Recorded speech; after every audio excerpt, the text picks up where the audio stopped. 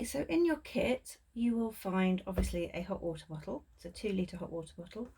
You will find 500 grams of this beautiful teal giant unspun acrylic yarn, and you will find some cotton cord which we're going to use to tie around the top of your hot water bottle.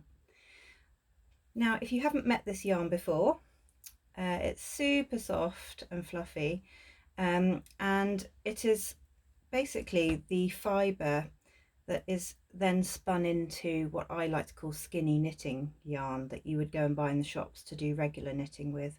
But essentially, if you see that it actually pulls apart in this direction, but it's actually quite strong when you pull it like that. So when you make stitches with it, it retains its shape quite well. Because it is unspun, if you cuddle your hot water bottle a lot, it will get bobbly on the surface, but it won't shed bits everywhere. So all you need to do is just snip off the bobbly bits, as you would do with a jumper really, that was starting to go a bit bobbly. So we're going to be making stitches using our fingers. So no knitting needles in sight.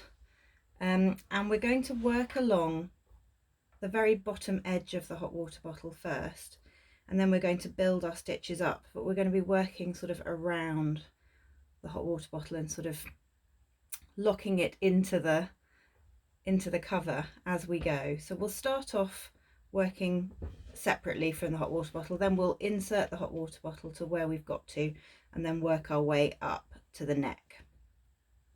So I'm going to pop the hot water bottle to one side for the moment and show you how to begin. So I would unravel a little bit of yarn. You're going to have to keep unraveling as you go, just to have some working yarn available to you. And then we're going to start, you can just leave a little tail, maybe sort of a handspan width like that, and then at that point we're going to create what's called a slip knot to get us started. So if you curve the yarn over like that and then take the right arm of it, if you like, and just give it a twist, so you end up with a little loop like that, and then you're going to take the loop and fold it over the tail, pull up the tail, get your fingers under that tail without letting it disappear through, and then if you pull on the working yarn, so the longer end which goes to the ball, it should tighten into a knot for you. Okay, I'm going to do that one more time for you. So fold over the working yarn end, you're going to flip it over so that you've got a loop that crosses over like that, and then you pick up the loop and just literally pick it up and fold it over across the tail, so you can see the tail in the hole. Pick up that tail, just pop it up through a little bit so that you can see it come up through, and then grabbing hold of the end so it doesn't disappear and the top with your left hand, just pull on the working yarn until it tightens into a knot. Okay, so you should have a loop at the beginning there that's probably about the height of your index finger.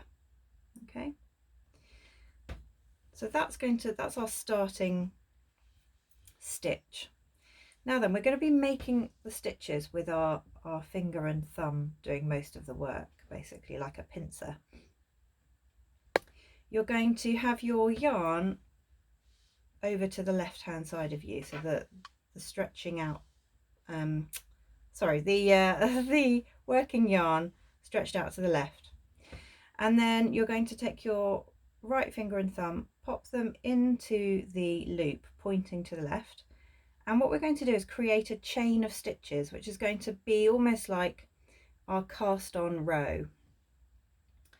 So we're going to pick up the working yarn with our finger and thumb once we've got our fingers pointing through, pick up that yarn, and we're going to pull it up through that first loop. And we're going to make sure that that second loop that we pull up through is about the same height as the first, okay? So we're aiming to keep the loops the same height. That will make sure that our stitches are all really even. So once it's up, once we've pulled it up through like that, we're just going to pick it up and just give it a little twist so that it lays flat to the left. So that's one, and we're going in again. So we're going into that the same stitch we've just pulled through, in from the right, pointing to the left, picking up the working yarn, pulling up another loop of a similar height, like that. So if I turn it to its side, you can see the height again. And then you're just going to give it a little twist and lay it flat over to the left in the direction of travel, if you like. That's two. We're going in again.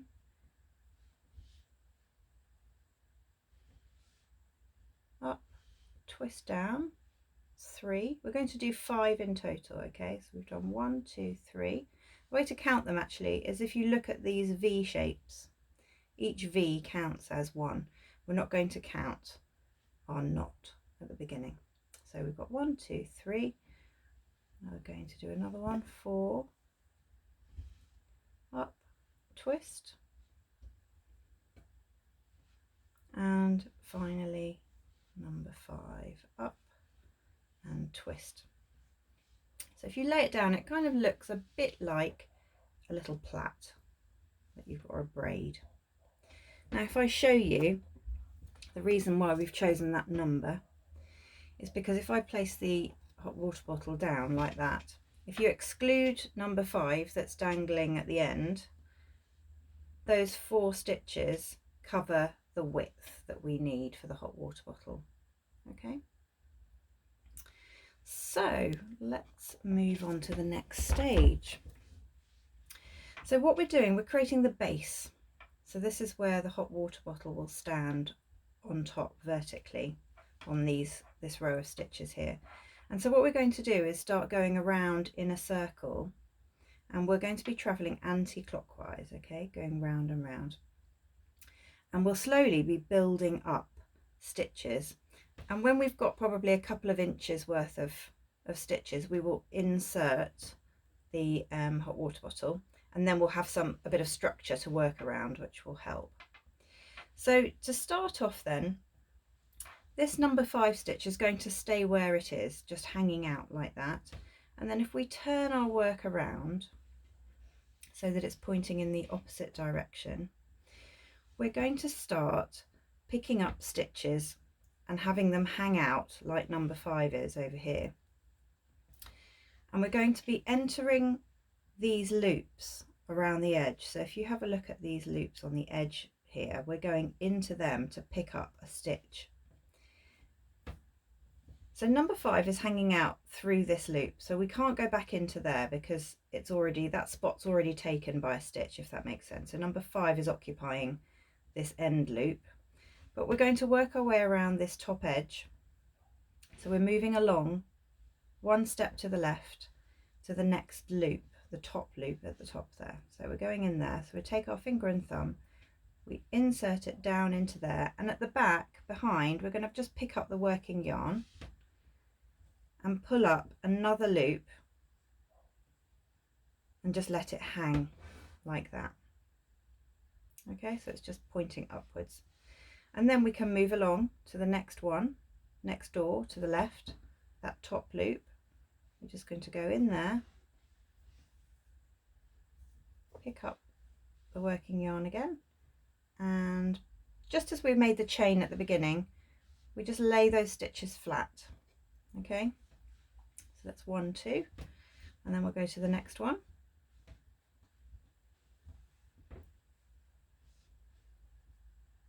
There we go, 3, and then finally we've got one at the end here, which is 4.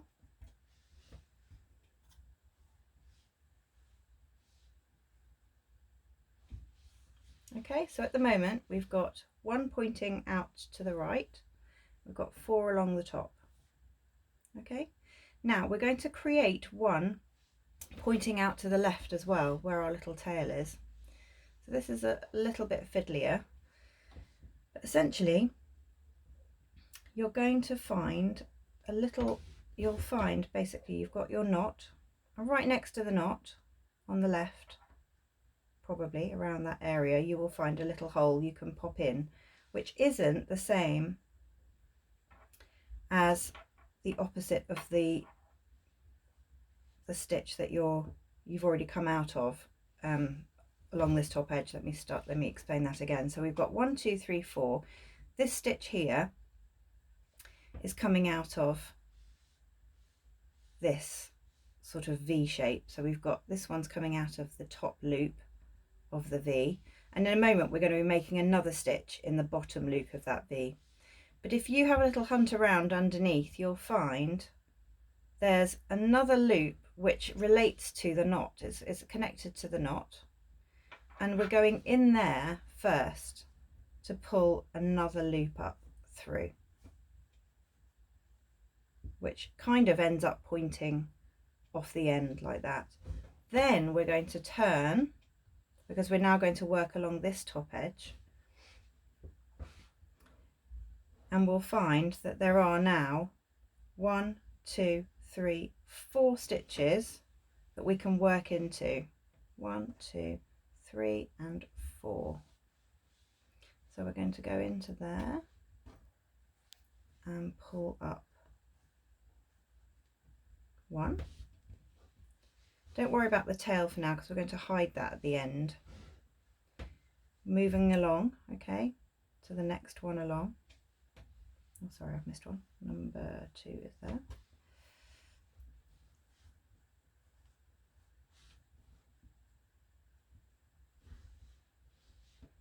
And then 3.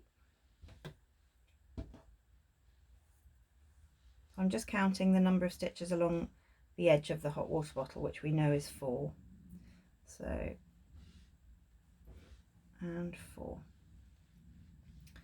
Okay, so once you get to that point, you should have, if I hide the tail so it doesn't confuse us, we've basically got our original chain of 4 plus number 5, which was at the end, and then we worked along the top row of the loops of that chain, and we put another 1, 2, 3, 4 loops coming out of that side.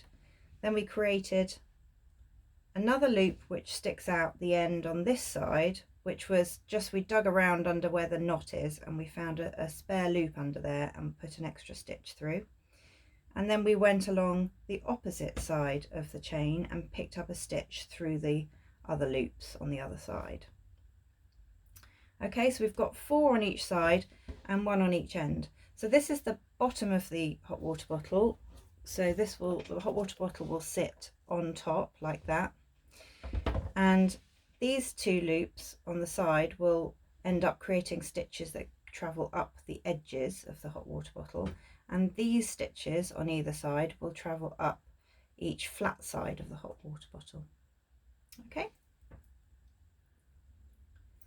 Right, so essentially now we just continue, so doing exactly what we've done, working around in a circle. I'm just going to unravel myself a lot more yarn now because we're going to need it. So the last stitch that we made was this one here. We completed the loop, and now we're going to go to the end again. So I keep turning my work clockwise as I make stitches anti-clockwise.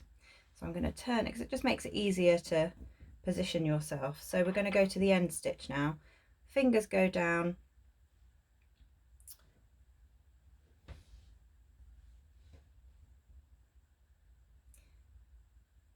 So now to create our stitches as we go around, I'm going to keep turning my work clockwise as I make my stitches anti-clockwise, if that makes sense. But we're going to be doing things slightly differently. So now we're going to be working through the other side of these loops. We're going to be picking up the yarn from the outside of the loop. So if you imagine if you squashed everything up like that,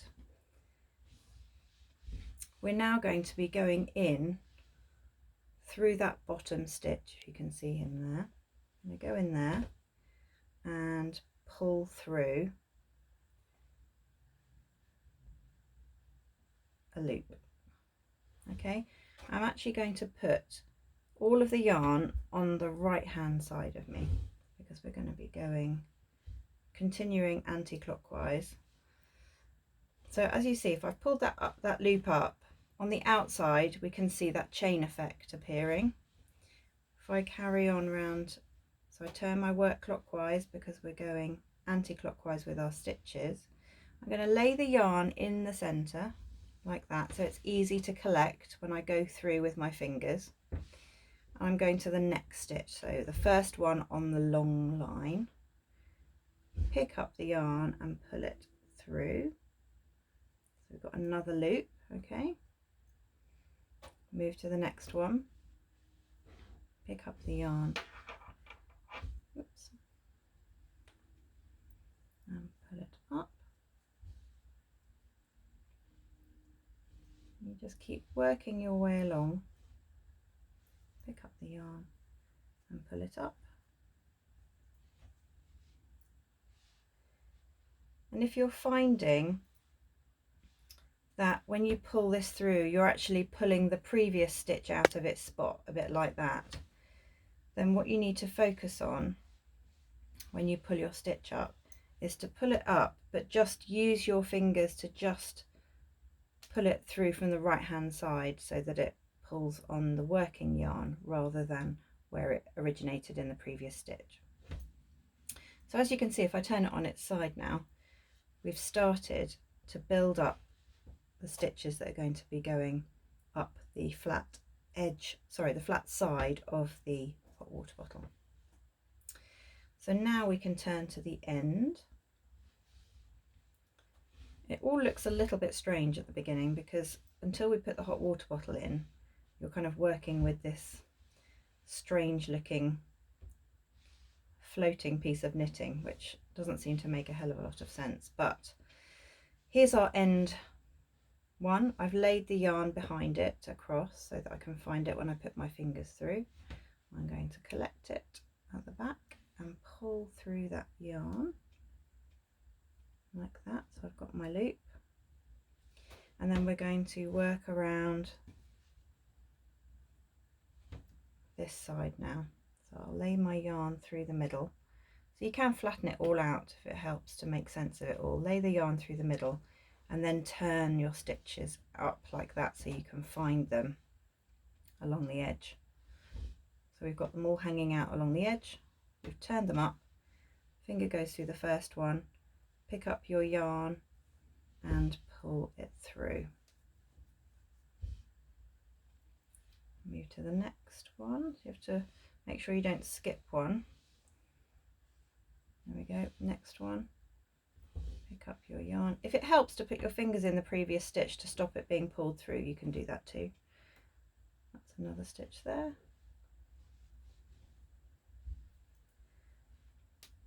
So this is the fiddliest bit because, like I said, without the hot water bottle inside it, you haven't got anything to lean against. But that's our 4 along there, and I'm just going to do one in the end as well.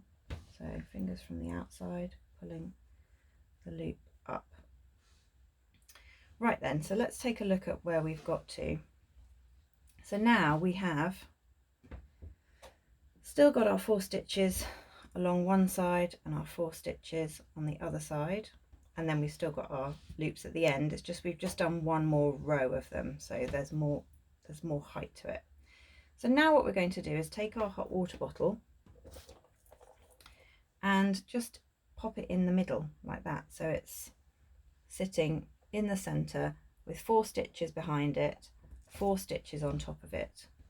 Okay, and this is going to make life so much easier now as we start completing the hot water bottle. So you can see that's the perfect size. We've just done the one on the end, so we're now going to literally hold everything and just flip the whole thing over like that. And it also helps because having that nice coloured background, whichever colour hot water bottle you ended up with, they're all different, which is quite nice actually because they're all really beautifully complementary colours. So lay your yarn across the hot water bottle, and then you start working along your row of 4. So we're going into the first one and pulling up a loop. So this yarn, you might find the occasional little bit of fluffy bit that just comes off. It's not going to damage your piece of yarn if you just pull that off. It's just part of the manufacturing process, I think. It ends up with the occasional fluffy bit. So straight into the next one, like that. And they do tend to stay dangling where they are. They don't tend to come loose. So you can walk away from this halfway through if you want to.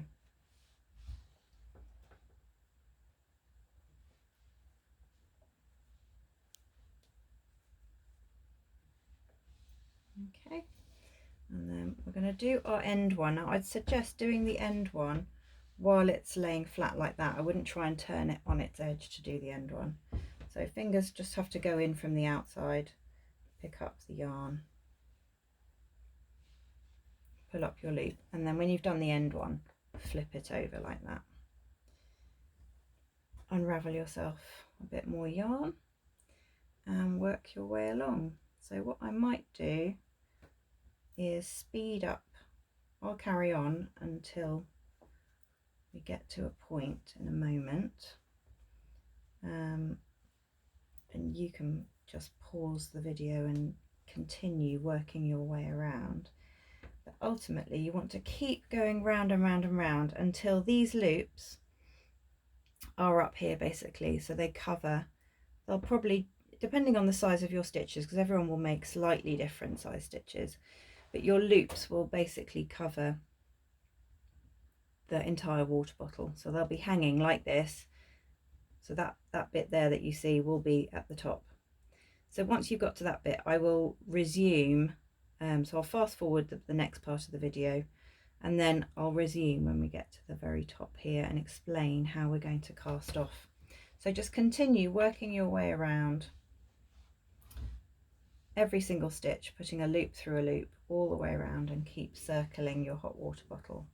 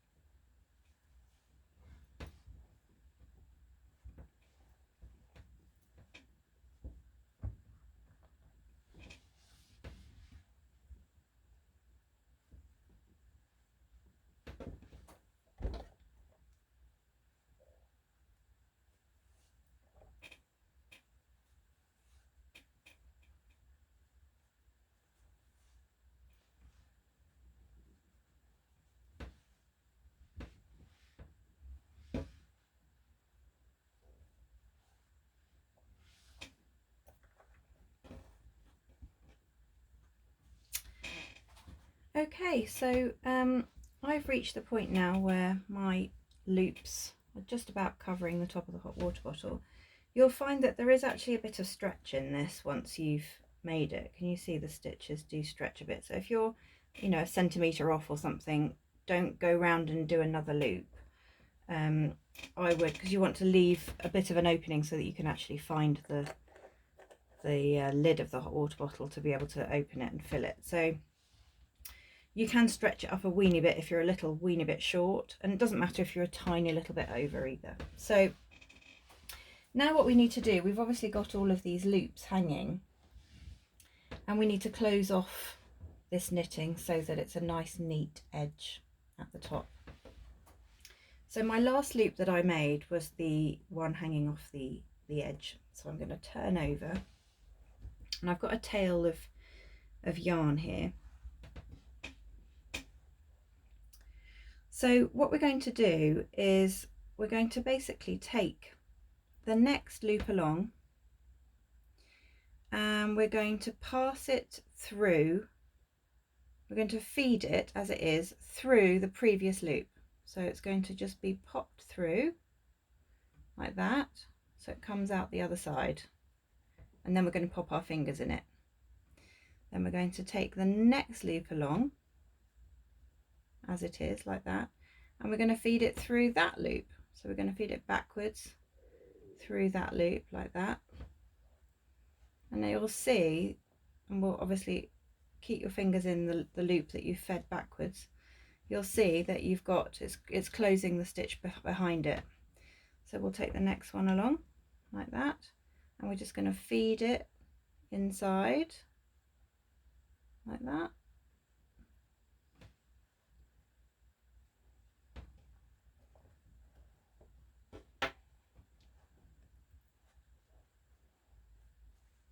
Have our fingers ready there to receive the next one. So we'll get the next one along, and we're going to just feed it through backwards through the one on the left, push the one on the left down over it, and then just pop your fingers through the loop once you've collected it on the other side. So next loop, you feed it through the one on the left, collect it, and then pull it up. So you can see this lovely neat edge it's creating there. So we'll just carry on round, keep your fingers in it so you don't lose it, and next loop gets fed through, so pick it up. So what I'm doing is I've just got my fingers ready to collect it on the other side. I grab hold of it and pull it through like that. Next one.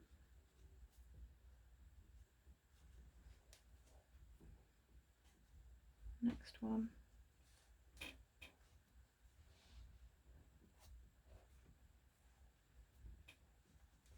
There we are. So we've been all the way around, and we are at the point now. Yes, we've done every stitch, and we've now got to the point where we were at the tail. Okay. So what you're going to do at this point, you can leave that loop just hanging there like that, and then you're going to basically cut off, again it's like a hand span amount of yarn. I'm going to snip your remaining yarn off like that. I'm going to show you something you can do with that in a moment. You're going to feed this end in through that last loop. Okay, now at this point, this is where you arrange the stitching around your bottle just to make sure it's been pulled up to cover the whole bottle. So just give it a little pull. It's very stretchy, this knitting, so you definitely have enough wiggle room to get it up to the top. Okay, and now if you pull like that, it will tighten a wee bit around the top, not massively, but it will tighten a little bit. Just the act of closing off these stitches in that way will tighten it around the neck a little bit. And now you've got a couple of options really. If you are going to just let this hot water bottle live within this cover forever, and you're not worried about having to ever take it out, then you can take this piece of yarn here that you've pulled through, and we're going to come back across. Can you see? Once it's gone through it, it goes underneath these two loops here. So we want to make sure that they're not left sort of dangling. So we're going to go back across like that. And then we're going to create almost like a fake stitch to close it. So you're going to, can you see we're going underneath the first V that you see when you're looking to the right. So I'll just show you that again. So we've come through the last loop with our tail, and if we just gather that together, we're going to travel with the tail back across these two loops, taking the end and feeding it literally under, you see where my finger's gone, under the V of that stitch in front, like that. So we're going to go all the way through, poke it through like that. So you can see we've just created the lower half of one of these V stitches by going under there. And then we're going to take the end and take it back into where the tail originates. So we're going to go into there. Can you see that? There's the base of the tail there. We're going in there too. Now I'm going to pull it out just to show you how that looks. So you'll see we've created like a fake stitch there that matches all the others, so it looks really lovely. You get the V-shaped stitches going all the way around the edge now. And then we're still left with this tail that we need to deal with. Now ultimately you're going to need to fasten it, but I would suggest that you actually, from where it is, you tuck it inside and find a little space probably below that fake stitch that you've made, and pull it up through. So just tuck it underneath from through the top and pull it back out just a stitch lower.